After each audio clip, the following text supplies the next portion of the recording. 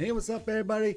It's Kiljaedas. How's it going? We are back at it with another Raiders recap. Let's get at it. It is week 15. Week 15. Dear Lord in heaven. Is it already that time?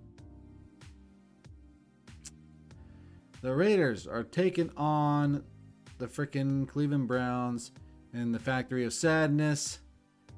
Now, needless to say, we needed to win this game. We need to win this game in order to keep our freaking record somewhere at 500 and above. Pretty much, we need to win out this season. We have to win out the rest of the season in order to even have a miracle of a chance to get in. Likewise, though, the Browns, they need to win this game in order to make sure that they're at the top of the AFC North. Right now, it's sitting at the Bengals. If the Browns win today, they get the number one spot by a tiebreaker. I tell y'all what, I didn't know what the frickin' heck was going to happen in this game, because it just seemed like here we are, COVID-19 hit the frickin' Browns, and it seemed like, okay, we might have a chance. But then again, this is this year's Raiders, and they are a pile of dog crap. But somehow, some way, the final score,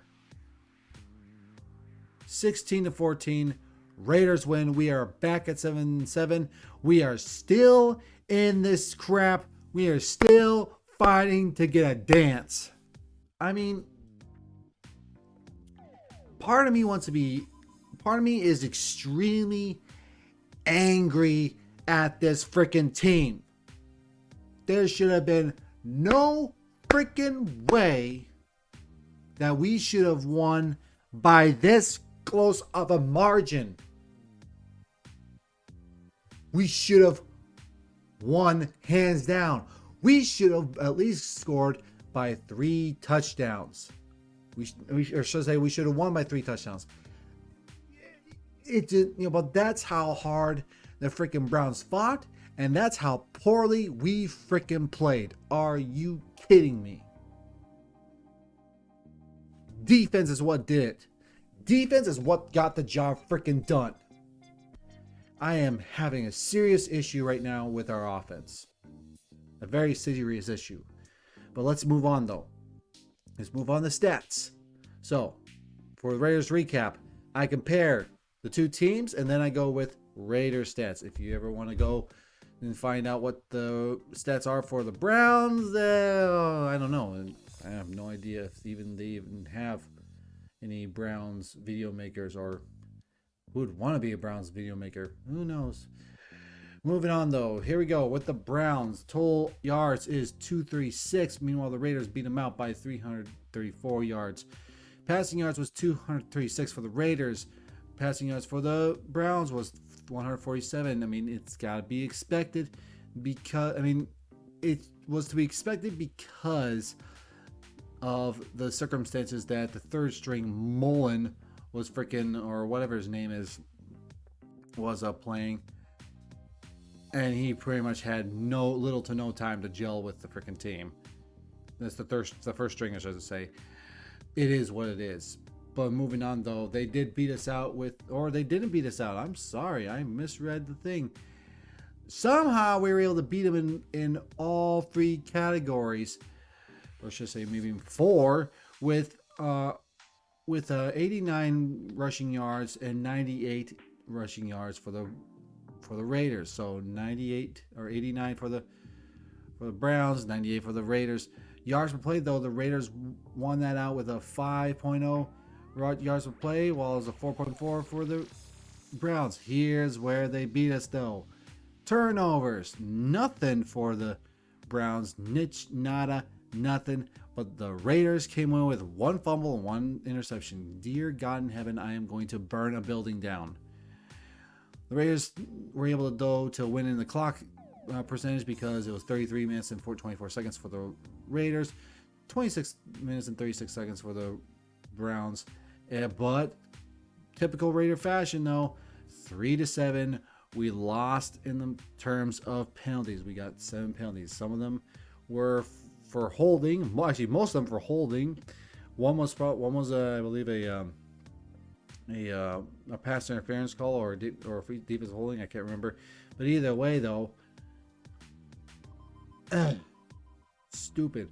One hold almost lost the game. Seriously. Moving on, though, the player stats, though. Derek Carr, of course, leading the way. He had 25 throws for 25-38, I should say. He was 236, of course, for passing yards. 1 touchdown, 1 interception. Rushing, it was Josh Jacobs leading the way. 15 attempts for 52 yards, 3.5 yard average. No touchdowns. Leading the way in receiving was Zay Jones. 6 receptions for 67 yards. One of them for a big gain to help set up the winning field goal.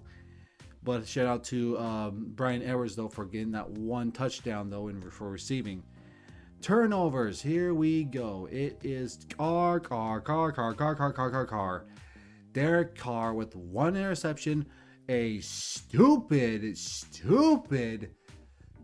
pass downfield that almost lost us the freaking game if it wasn't for the freaking defense coming away. But luckily, nothing came of that freaking interception.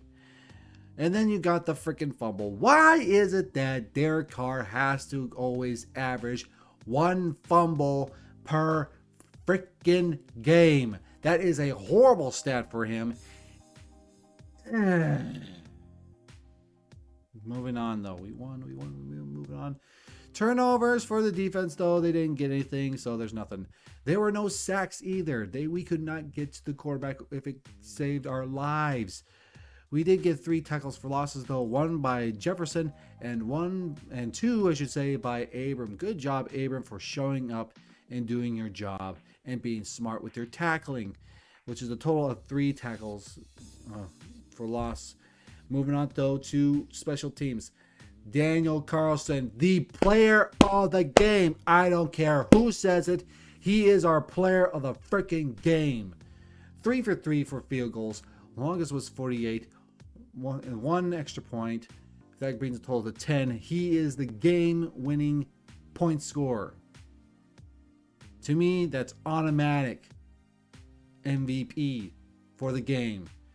Meanwhile, punting, AJ Cole, 4 punts, 44.3 yard average, 1 inside the 20, and his longest was 49 yards. I mean, honestly, it could have been more of them, but however, the freaking punt rush was ruthless. He had to get those things out in a jiffy. I mean, they were getting to him almost in every single punt. That's how bad it was. And then here's a familiar face, though. For kick returns, it is Jalen Richard. 2 returns for 18.5 yard average. No touchdowns, but his longest was 23 yards. This is the guy that I thought was going to be the one that freaking got all the fumbles. No, instead it was Carr and Renfro. Are you kidding me? Anyways, speaking of Renfro, punt returns, Renfro returned 4 for the 7.8 yard average. No touchdowns, his longest was 29 yards. Here is my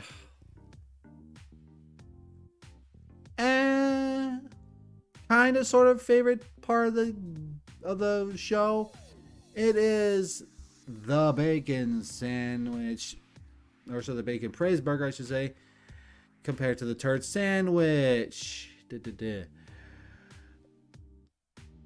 This game should be a turd sandwich. This should be a turd freaking sandwich, but I am feeling charitable in this Christmas, before Christmas game. So we're going to go with the bacon praise burger. What is a bacon praise burger? For whoever has never seen my show, let me say it quickly. If you ever wanted to have someone improve in something they do, instead of locking them into a car and setting it on fire and then pushing it down a cliff, instead maybe you should give them a a praise burger. A praise burger is simply you give someone positive praise, then you give them constructive criticism, and then positive praise after that. And you give it to them. Hopefully they will improve in what they need to do better in whatever aspect it is. And luckily, we're doing that because here we are. We won the game, and that's what matters. And of course, this is a bacon praise burger, so that means I'm gonna add a little bit extra, the best part of the frickin' burger, because after all, bacon loves you, all right? Yeah, you, especially you, non-bacon eating person. Bacon loves you. You should buy some bacon today. Bacon makes salad better. Bacon makes anything better. You should just go ahead and get some bacon today. Here it is. First things first. This is the reason why I had to make it a freaking bacon praise burger. A win is a freaking win. It doesn't matter how ugly it is, how stupid it is. A win is a goddamn win. That's what counts. All right. Next thing, defense. Defense. You guys freaking were phenomenal. You held them as much as you could. Yeah, you gave up some stuff, but through it all though, you guys did what you need to do to win. You guys held them to freaking 14 points. 14 points? I can't remember. You held them to how much you held them. That's the important thing right there. If the offense did their jobs, it would have been such a bigger point gap. But it is what it is. Next, run game. O-line, whatever you guys did, keep doing it. Whatever it was, please keep doing this for the Broncos and for the freaking the Colts and the Chargers. Please keep doing this. This is what's going to help us win. Is if we get the run game going and we switch it up a little bit. This is what's going to happen when we win. Now, here's why I wanted it to be a turd sandwich instead of a bacon praise burger. The penalties. You guys need to stop freaking committing these penalties. I don't know what is wrong with you guys. Why you guys are holding so much. And something as stupid as a delay a game penalty? Are you kidding me? Guys, you got to be more disciplined than that. Come on. I know you guys are better. Let's clean it up. Next thing, guys. What is wrong with you with trying to hang on to the freaking ball? Why so many fumbles? I swear, sooner or later, I am going to break into your home while you're asleep with whoever you're sleeping with. I'm going to chloroform both of you. And then I'm going to take a syringe and I'm going to stick them into your sweat glands. Because honestly, you guys need to hold on to the ball. Seriously, clean it up. You guys are doing great. Just clean up. Next thing, guys, a very depleted Browns team almost beat us today. That's bad. How do you expect us to get anywhere if you can't beat a depleted Browns team? How are you supposed to beat the Broncos, the Colts, the Chargers? Every single one of these teams is vying for a playoff spot. You need to be better than that. Seriously. We are at the last 3 games. If you guys do not get your crap together, we're going to fail. Raider Nation is tired of you playing like this. We believe in you. Clean it up. On that note, though, Daniel Carlson, you were clutch today with your field goals. Good job on you. I swear, you were the MVP of this game. The guys tried to ice you. You've had freaking ice in your veins already, and you nailed that kick for a win. Good job on you. Way to go. And of course, the last thing is, of course, with the bacon, is that you guys are still in the freaking hunt for playoffs. Good freaking job on you guys. Seriously.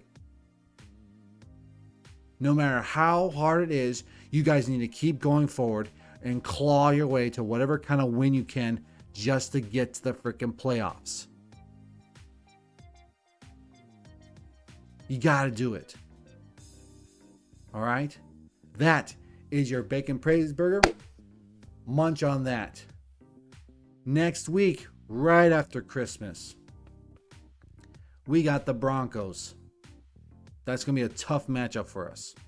The Broncos are not what they were last year. They're hot. And they want the playoffs just as much as we do. We got to do better than that. We got to do more. That is it for this video, guys. Thank you very much for watching. As you can see, I'm wearing my winter gear plus the property of the Raiders t-shirt and whatnot. I better take this off before my wife kills me. Guys, it is Christmas after all. Let's make sure that the next couple days is Christmas, I should say. Let's make sure that we are kind to each other, that we enjoy the time that we have with friends and family. After all, there are some people that are not going to be with family because they're far away from working. Some people are unable to be with family members or loved ones because they are no longer here. With that on note, I want to give a shout out to one of our players, Will Compton. He is a very proponent member of the Raiders Fan Radio, and he's a player for the Raiders. Before the game, basically the night before the game, he received word that his mother passed away. So thoughts and prayers to him and to his mother. It sucks when